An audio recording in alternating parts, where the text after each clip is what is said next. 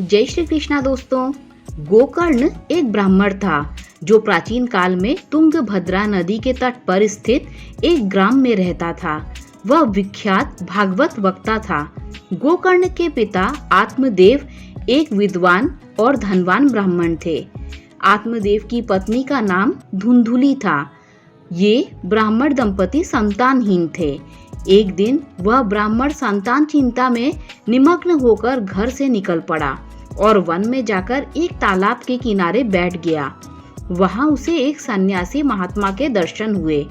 ब्राह्मण ने उनसे अपनी संतानहीनता का दुख बताकर संतान प्राप्ति का उपाय पूछा। महात्मा ने कहा, ब्राह्मण देव, संतान से कोई सुखी नहीं होता। तुम्हारे प्रारब्ध में संतति योग नहीं है। तुम्हें भगवान के भजन में मन लगाना चाहिए। ब्राह्मण बोला, महाराज, मुझे आपका ज्ञान नहीं चाहिए। मुझे संतान दीजिए, अन्यथा मैं अभी आपके सामने अपने प्राणों का त्याग कर दूंगा। ब्राह्मण का हठ देखकर महात्मा जी ने उसे एक फल दिया और कहा, तुम इसे अपनी पत्नी को खिला दो। इसके प्रभाव से तुम्हें पुत्र की प्राप्ति होगी। आत्मदेव ने वह फल ले जाकर अपनी पत्नी धुंधुली को दे दिया, किंतु उसकी पत्नी दुष्ट स्वभाव की और कलहकारिणी स्त्री थी।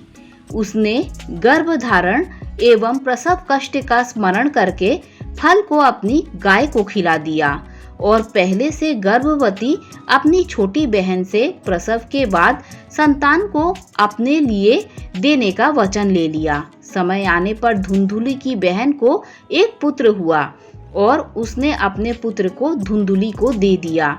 उस पुत्र का नाम धुंधुकारी रखा गया। 3 मास के बाद गाय को भी एक पुत्र उत्पन्न हुआ। उसके शरीर के सभी अंग मनुष्य के थे, केवल कान गाय के समान थे। ब्राह्मण ने उस बालक का नाम गोकर्ण रखा। गोकर्ण थोड़े ही समय में परम विद्वान और ज्ञानी हो गए। धुंधुकारी दुष्चरित्र, चोर और वेश्यागामी हो गया।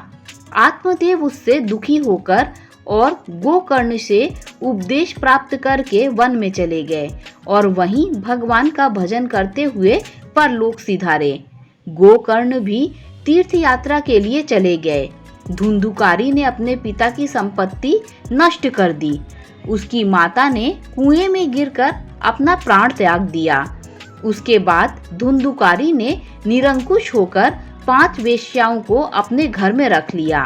एक दिन वेश्याओं ने उसे भी मार डाला। धुंधुकारी अपने दूषित आचरण के कारण प्रेत योनि को प्राप्त हुआ। गोकर्ण तीर्थ यात्रा करके लौट आए।